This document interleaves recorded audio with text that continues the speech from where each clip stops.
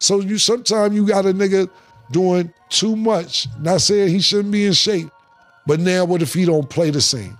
Maybe he needed to drink that Coors after the game, that Heineken, that Bud Light, whatever he was drinking after the game, because that's what keep him on his D.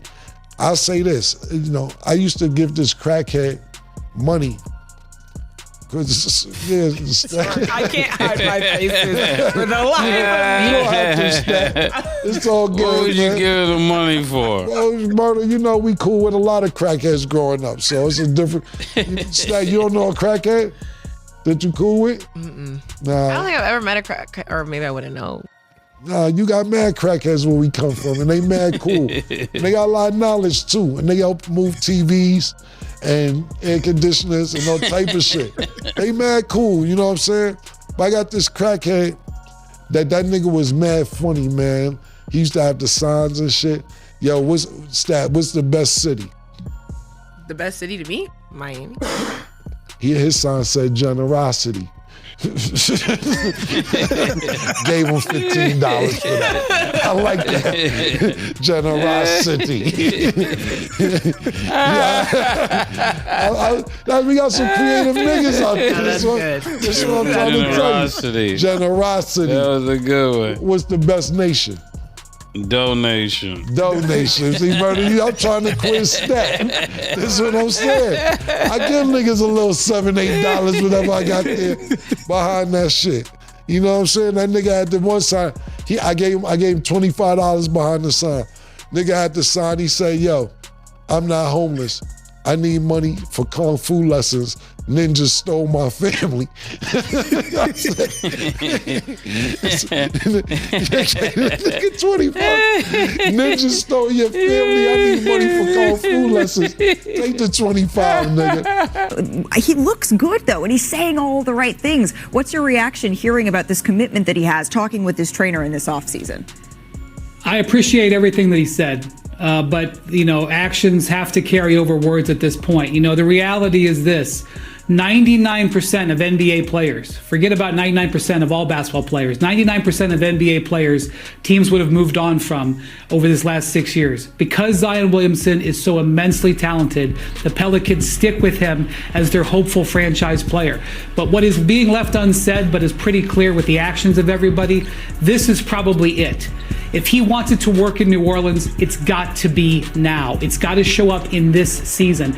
And the thing about it is, defining success for the Pelicans is tough. They've got 4 different players, Malika, coming off surgery. This seems like it's a thing that always happens to them. It's happening again. They have 4 guys, including their lottery pick, Derek Queen. Yeah. They need Zion Williamson to do it now. And I'll tell you what, he's got almost $90 million over the next 2 seasons that are non-guaranteed. That's right. The Pelicans could cut him. In the apron era, that's something that they could do. And he would get another job, but he wouldn't make $90 million and he wouldn't be the franchise player. He's got a lot to play for this year. Cameras flash, reporters lean in, and for the first time in years, Zion Williamson steps to the podium at Pelicans Media Day looking different, slimmer, sharper, confident. His voice carries something it hasn't in years: assurance. "It feels good to feel good," he says. A simple phrase, but one that echoes like thunder in the hearts of New Orleans fans who've waited 7 long years for this moment. Because Zion Williamson's story has never been just about talent. It's been about burden, the weight of expectation, the weight of his own body, and the weight of injuries that have robbed him of greatness. But today, Zion looks like a man reborn. Draft night, 2019. The Pelicans call his name with the first pick, Zion Williamson. He wasn't just another rookie. He was billed as the heir to LeBron, the future of the league, a generational force of size and skill. The highlight reels were endless. Dunks that shook the floor, agility that defied physics, and a presence that turned every arena into a stage. But the NBA is not kind to fragile bodies. Since entering the league, Zion has missed more games than he's played, 214 out of 472 possible appearances. Entire seasons lost to knees, feet, hamstrings. The narrative hardened. He'll never stay healthy. He'll never live up to it. And with every injury came whispers. Was his body too heavy to handle the game? Was the pressure too much? The story changed last year. Another hamstring injury, another stretch of rehab. Zion was frustrated, fans were restless, and the league had all but stopped believing. But in that darkness, something shifted. Enter Pelicans trainer Daniel Bove. Together, they rewrote the script, not with gimmicks, not with empty promises, but with discipline. Boxing drills, sprints on the football field, cross-training sessions that pushed Zion beyond comfort. And slowly, his body changed. Not just leaner, but sharper, stronger, functional.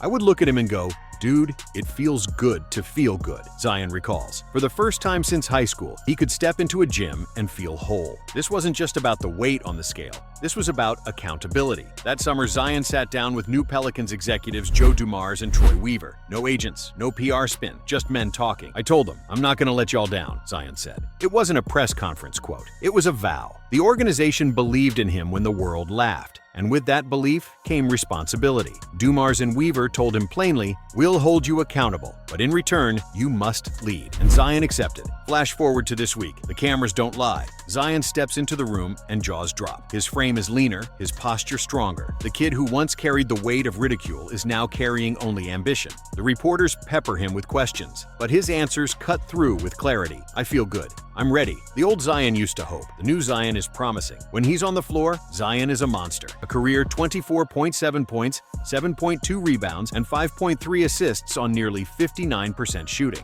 Efficiency numbers that rival the best big men in history. He's not just powerful, he's surgical. Explosive first steps, soft touch at the rim, vision that creates for others. The only thing missing has been consistency, availability, longevity. But what happens if that Zion, the one in shape, the one with discipline, the one with fire, actually plays 70, maybe even 75 games? What happens if the Pelicans, with Brandon Ingram, CJ McCollum, and a revitalized Zion, push into the top tier of the Western Conference? MVP conversations start. Yet hanging in the air is the ghost of disappointment. Pelicans fans know this story too well. They've celebrated the summer workouts, the promises, the flashes of brilliance, only to watch injuries strip it away. So the city waits with cautious hope. Every drive to the rim, every hard landing, every game played without incident, each is a sigh of relief. But this time feels different. Zion isn't hiding behind trainers or excuses. He's standing in front of the world, shoulders squared, saying, "Judge me now." This isn't just about fitness, it's about redemption. Zion hears the talk. He knows the jokes, the memes, the doubters who call him a bust, the analysts who've already moved on to the next young star. But MVPs aren't given, they're taken. And Zion, for the first time in years, looks like a man ready to take it. This season isn't just about proving fans wrong. It's about proving himself right, that he belongs among the elite, that his body can carry the burden, that his mind can shoulder the pressure. Picture it, Smoothie King Center, April 2026. The Pelicans are top 3 in the West. Zion, averaging 27, 8, and 5, walks to the free throw line as MVP chants rain from the stands. The kid once mocked for his weight now stands lean and dominant, the centerpiece of a contender. It's not fantasy. It's the vision fueling him every morning in the gym, every hour of discipline, every rep of sacrifice. Because greatness is no longer theoretical. It's tangible, within reach. 7 years of waiting, of setbacks, of dashed hopes. But the Zion Williamson standing here now is not the same boy drafted in 2019. He's not the injured star hiding behind injuries. He's a man, focused, hungry, accountable. "I'm not gonna let y'all down," he promised. Now, with the world watching, the only question left is, will this finally be the year Zion Williamson stays healthy long enough to claim what's always been his? The MVP. The cameras shut off. The media day ends. The story is just beginning. And for Pelicans fans, for the league, and for Zion himself, this season isn't just about basketball, it's about resurrection. Because Zion Williamson isn't chasing headlines anymore. He's chasing history.